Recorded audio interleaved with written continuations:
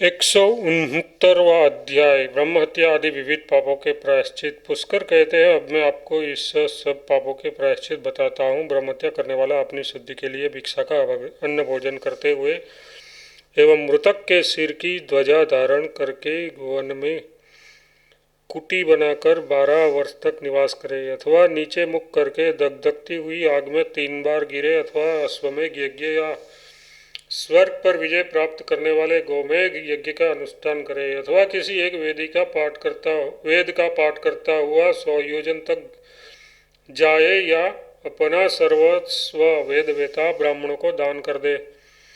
महापातक की मनुष्य इन व्रतों से अपना पाप नष्ट कर डालते हैं। गोवध करने वाला एवं उपपातक की 1 मास तक यवपान करते रहे, वह सिर का मुंडन कराकर उस गौ का चर्म ओढ़े हुए गौशाला में निवास करे। दिन के चतुर्थ प्रहर में लवणहीन अन्न का नियमित भोजन करे। फिर 2 महीनों तक इंद्रियों को वश में करके नित्य गौमूत्र से स्नान करे। दिन में गौओं के पीछे पीछे चले और खड़े होकर उसके खुरों से उठती हुई धूलि का पान करे। व्रत का पूर्ण रूप से अनुष्ठान करके 1 बैल के साथ 10 गौओं का दान करे। यदि इतना न दे सके तो वेद वेता ब्राह्मणों को अपना सर्वस्व दान कर दे।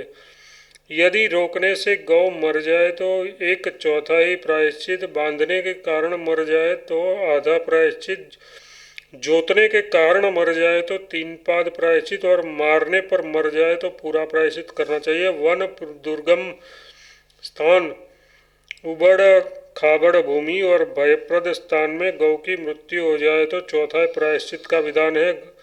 आभूषण के लिए गले में घंटा बांधने से गौ की मृत्यु हो तो आधा प्रायश्चित करे। दमन करके बांधने, रोकने, गाड़ी में जोतने, खूंटे, रस्सी अथवा फंदे में बांधने पर यदि गौ की मृत्यु हो जाए तो 3 चरण प्रायश्चित करे। यदि गौ का सिंग अथवा हड्डी टूट जाए या पूंछ फट जाए तो जब तक गौ स्वस्थ न हो जाए तब तक गौ की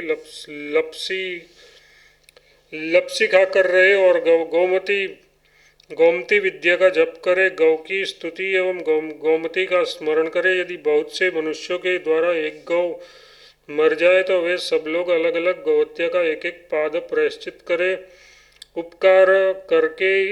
उपकार करते हुए यदि गौ मर जाए तो पाप नहीं लगता है। उपपातक करने वाले को भी इसी प्रकार का आचरण करना चाहिए। अवकिरणी को अपनी सिद्धि के लिए चांद्रायण व्रत करना चाहिए, अथवा वो अवकिरणी रात्रि के समय चौराहे पर जाकर पाक यज्ञ के विधान से निवृत्ति के उद्देश्य से काले गधे का पूजन करे। तदनंतर वह बुद्धिमान ब्रह्मचारी अन्न संचय करके अंत में समान सिंतु मरुतः इस रुचा से चंद्रमा, इंद्र, बृहस्पति और अन्य चंद्रमा, इंद्र, बृहस्पति और अग्नि के उद्देश्य से द्रुत की आहुति दे, अथवा गंधर्व का चर्म धारण करे।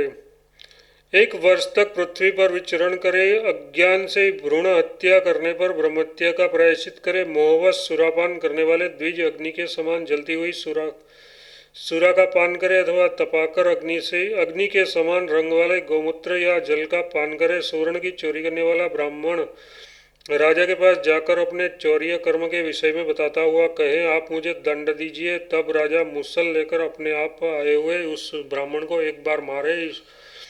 इस प्रकार वध होने से अथवा तपस्या करने से सुवर्ण की चोरी करने वाले ब्राह्मण की शुद्धि हो जाती है। गुरुपत्नी गमन करने वाला स्वयं अपने लिंग और अंडकोश को काटकर उसे अंजलि में ले भरने पर नैऋत्य कोण की ओर चलता जाए, अथवा इंद्रियों को संयम में रखकर 3 मास तक चंद्रायण व्रत करे। जानबूझकर कोई सा भी जाति ब्रह्मशंकर पातक करके शांतपन कृच्छ और अज्ञानवश हो जाने पर प्रजापत्य कुच्छ करे। संकरीकरण अथवा अपात्रीकरण पातक करने पर 1 मास तक चांद्रायण व्रत करने से शुद्धि होती है। मलिनीकरण पातक होने पर 3 दिन तक तप्त यावक का पान करे। क्षत्रिय का वध करने पर ब्रह्मत्या का चौथाई प्रायश्चित विहित है। वैश्य का वध करने पर अष्टमांश, सदाचारी शूद्र का वध करने पर षोडशांश प्रायश्चित करे।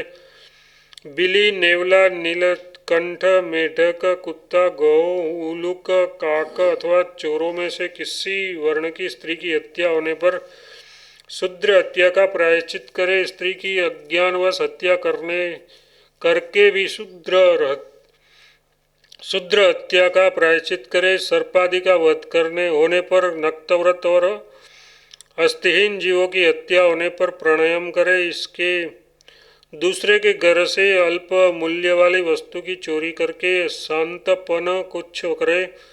व्रत के पूर्ण होने पर शुद्धि होती है। भक्ष्य और भोज्य वस्तु, यान, शय्या, आसन, पुष्प, मूल और फलों की चोरी में पंचगव्य के पान से शुद्धि होती है। तृण, काष्ठ, वृक्ष, सूखे अनाज, गुड़, वस्त्र, चर्म और मांस की चोरी करने पर 3 दिन तक भोजन का परित्याग करे। मणि, मोती, मूंगा, तांबा, चांदी, लोहा, कांसा अथवा पत्थर की चोरी करने वाला 12 दिन तक अन्न का कण मात्र खाकर रहे। कपास, रेशम, ऊन तथा 2 खुरे वाले बैल आदि, 1 खुरे वाले घोड़े आदि पशु पक्षी, सुगंधित द्रव्य, औषध अथवा रस्सी चुराने वाला 3 दिन तक दूध पीकर रहे। मित्र पत्नी, पुत्र वधु, कुमारी और चंडाली में वीर्यपात करके गुरुपत्नी गमन का प्रायश्चित करे। फुफेरी बहन, मौसीरी बहन और सगी ममेरी बहन से गमन करने वाला चांद्रायण व्रत करे।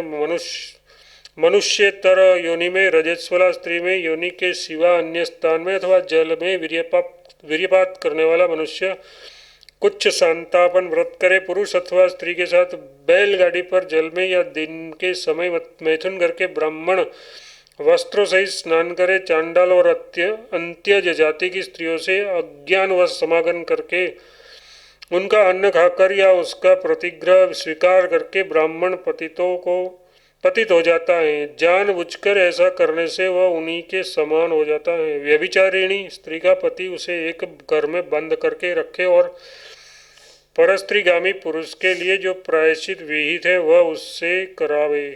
यदि वह स्त्री अपने समान जाति वाले पुरुष के द्वारा पुनः दूषित हो तो उसकी शुद्धि कुछ और चांद्रायण व्रत से बतलाई गई है। जो ब्राह्मण एक रात वृषिली का सेवन करता है वह 3 वर्ष तक नित्य भिक्षान्न का भोजन और गायत्री जप करने पर शुद्ध होता है। इस प्रकार आदि आग्नेय महापुराण में प्रायश्चितों का वर्णन नामक 169वां अध्याय पूरा हुआ।